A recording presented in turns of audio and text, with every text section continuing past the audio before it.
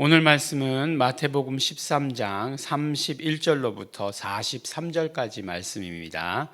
우리 함께 읽겠습니다. 또 비유를 베풀어 가라사대 천국은 마치 사람이 자기 밭에 갖다 심은 겨자씨 한 알 같으니 이는 모든 씨보다 작은 것이로되 자란 후에는 나물보다 커서 나무가 되매 공중의 새들이 와서 그 가지에 깃드느니라.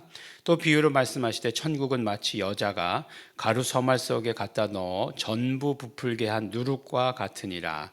예수께서 이 모든 것을 무리에게 비유로 말씀하시고 비유가 아니면 아무것도 말씀하지 아니하셨으니 이는 선지자로 말씀하신 바 내가 입을 열어 비유로 말하고 창세로부터 감추인 것들을 드러내리라 함을 이루려 하심이니라. 이에 예수께서 무리를 떠나사 집에 들어가시니 제자들이 나와 가로되 밭의 가라지의 비유를 우리에게 설명하여 주소서. 대답하여 가라사대 좋은 씨를 뿌리는 이는 인자요 밭은 세상이요 좋은 씨는 천국의 아들들이요 가라지는 악한 자의 아들들이요 가라지를 심은 원수는 마귀요 추수 때는 세상 끝이요 추수꾼은 천사들이니 그런즉 가라지를 거두어 불에 사르는 것 같이 세상 끝에도 그러하리라. 인자가 그 천사들을 보내리니 저희가 그 나라에서 모든 넘어지게 하는 것과 또 불법을 행하는 자들을 거두어내어 풀무불에 던져 넣으리니 거기서 울며 이를 갈미 있으리라. 그때의 의인들은 자기 아버지 나라에서 해와 같이 빛나리라. 귀 있는 자는 들을지어다. 아멘. 네, 오늘은 마태복음 13장이 계속해서 비유에 대한 말씀이다라고 이렇게 말씀드리지 않았습니까? 그러니까 비유가에 대해서 얘기하는데 아주 여러 가지 비유가 또 나와 있죠. 짧은 비유가 연속되는 것을 우리가 듣게 됩니다. 그래서 뭐 한 비유만 가지고도 사실 그 의미나 그 뜻을 여러 가지로 그러니까 뭐 아주 깊게 해석할 수 있지만 또 그러다 보면 우리가 이제 또 읽는 것이 너무 더뎌지니까 이제 여러 가지 비유를 이렇게 하나로 이렇게 묶어서 우리가 말씀을 오늘 듣습니다. 보니까 천국은 이렇게 얘기하고 있죠. 우리가 천국은 그러면은 주일 말씀 가운데 들었죠. 우리가 천국 이퀄 뭐라고 이야기할 수 있는가? 예수 그리스도. 네, 근데 이제 단순히 예수 그리스도 그냥 천국 이퀄 예수 그리스도 그분이라고만 얘기할 수는 없는 것이 예수 그리스도의 모든 어떤 복음, 뭐 예수 그리스도 안에 있는 모든 권위와 능력, 뭐 이런 것들도 다 천국. 그러니까 예수 그리스도 안에 있는 체계, 뭐 그런 어떤 모든 것들 이다라고 이렇게 말씀을 드렸습니다. 그런데 이제 예수님은 이렇게 우리가 그냥 대입시켜 본다면 자기 밭에 갖다 심은 겨자씨 한 알 같으니 라고 이렇게 말씀하고 있어요. 자기 밭에 자기 소유의 밭인지 아니면 그 씨에 합당한 밭인지 뭐 그 의미가 이렇게 여러 가지가 있을 수 있죠. 그러니까 그 씨에 합당한 밭이냐 아니면은 자기 소유의 밭이냐 그렇게 두 가지로 의미가 나눌 수가 있죠. 의미가 나누는 것에 따라서 뜻도 달라질 수 있죠. 근데 어쨌든지 간에 겨자씨 한 알이다라고 얘기하고 있는데 농부가 보면 우리는 그냥 말씀을 읽어서 넘어가면 넘어갈 수 있는 말이지만 농부가 보면 그렇게 하는 농부는 없죠. 적어도 이렇게 씨를 뿌리면 또 더구나 겨자씨는 또 구별하기도 어려운 그렇게 한계를 구별하기도 어려운 그렇게 작은 씨 중에 작은 씨죠. 우리나라에서는 이 작은 씨가 이제 그 담배씨가 제일 작대요. 그래서 담배씨 그런 것들 같은데 이렇게 막 그냥 뭐 가루 같은 그런 느낌인데 그걸 갖다가 이렇게 하나를 골라내는 것도 힘든데 하나다라고 이렇게 딱 단정 지은 것 바로 그 이사야 씨 뿌리는 비유에 나왔던 이사야의 말씀 중에서 알리지 않는다, 깨닫게 하지 않겠다, 보아도 보지 못하게 하고 들어도 듣지 못하게 하겠다라고 말씀하시면서 무언가를 보존해 놓는데 그것이 구루터기 같은 것인데 나무를 잘라도 구루터기는 남아있듯이 그것이 남아있게 될 것인데 그것이 무엇이냐? 거룩한 씨다라고 이렇게 말씀하셨죠. 그래서 갈라디아서 3장 16절 말씀의 그 거룩한 씨는 결국 예수 그리스도시다라고 이렇게 말씀하시는 걸 들으죠. 그래서 여럿을 가르쳐 내 씨라 하지 아니하고 하나를 가르쳐 내 씨라고 하셨다는 것. 그러니까 겨자씨 하나, 결국 예수 그리스도 이 땅에 오셨다라고 이렇게 얘기하는 거죠. 그래서 와서 심기어졌다. 그럼 또 예수님은 아니잖아요. 뭐 열매를 맺는다. 그런데 복음, 하늘나라의 모든 복음, 체제 이런 것들이 결국에는 처음에는 작은 것이 와서 심겨진 것처럼 보였지만 그러나 그것들이 나무가 되면 어떻게 되느냐? 새들도 깃들게 된다라고 이렇게 얘기하죠.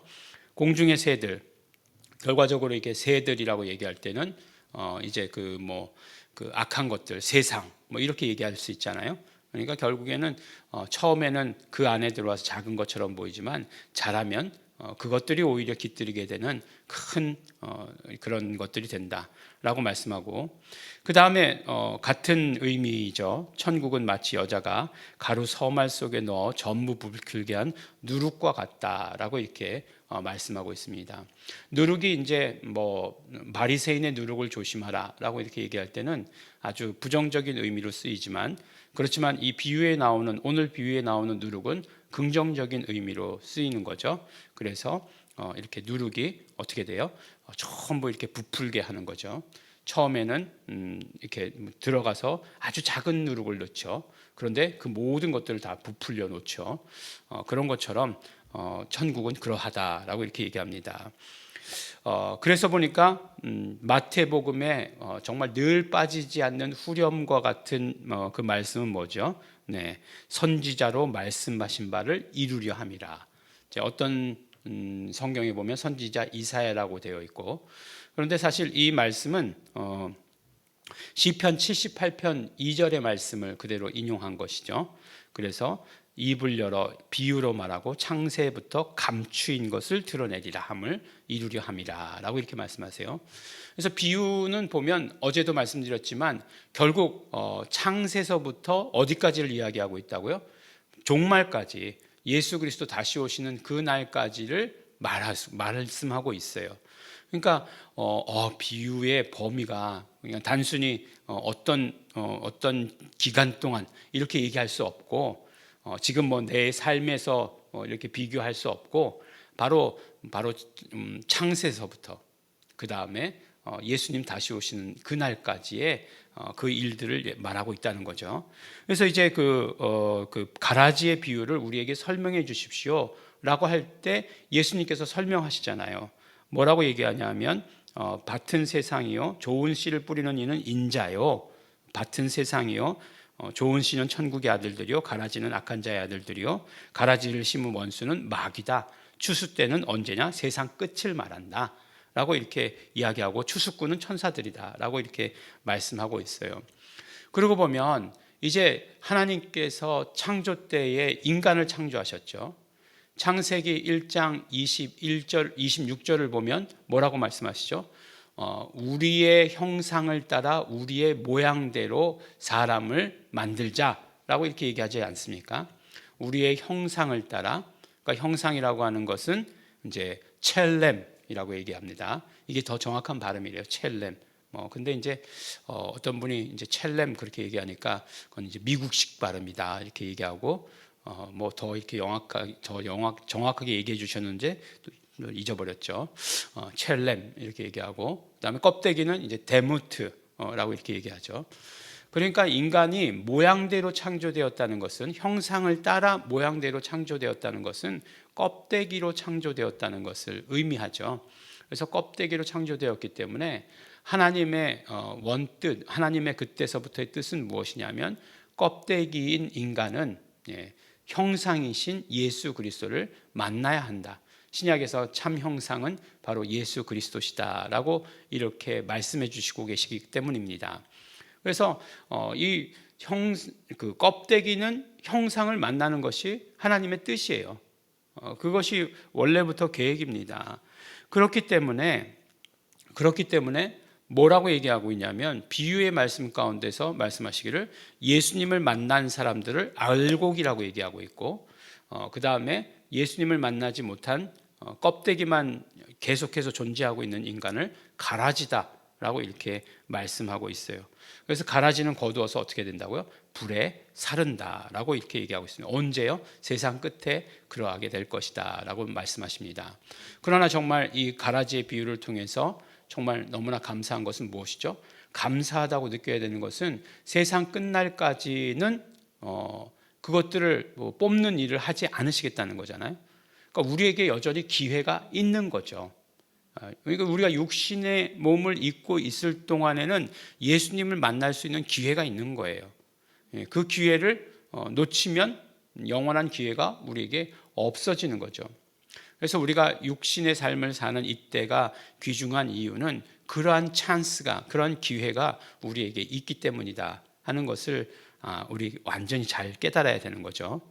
그래서 우리가 이 비유의 말씀을 통해서 언제서부터 처음에 하나님의 창조의 계획서부터 마지막 날 예수님 다시 오시는 그 심판의 날까지를 다 말씀해 주시고 계시다라고 말씀해 주시고, 결국 이 말씀을 통해서 우리에게 이야기해 주시는 것, 하늘나라에 대해서 복음이 어떻게 전파되는가 하는 것에 대해서, 그 다음에 우리는 복음을 받아들이는 자, 알곡이 되어야 된다 라고 하는 것을 말씀해 주시는 것으로 이 비유의 말씀들이 계속해서 우리에게 이야기해 주시고 계시는 것을 듣게 됩니다. 그러므로 오늘도 우리는 예수님을 만나야 되죠. 알곡이 되어야 되죠. 알곡이, 껍데기로 창조된 우리는 알곡이 되어야 됩니다.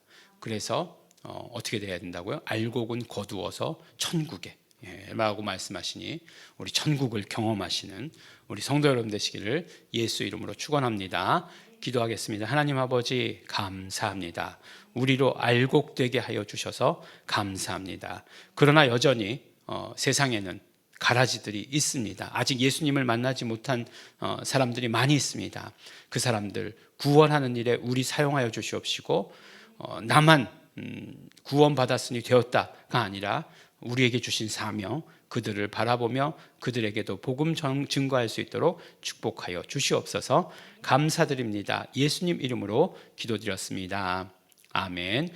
그러므로 비유로 말씀하신 그 뜻을 우리 성령님을 통해 깨닫기를 원합니다.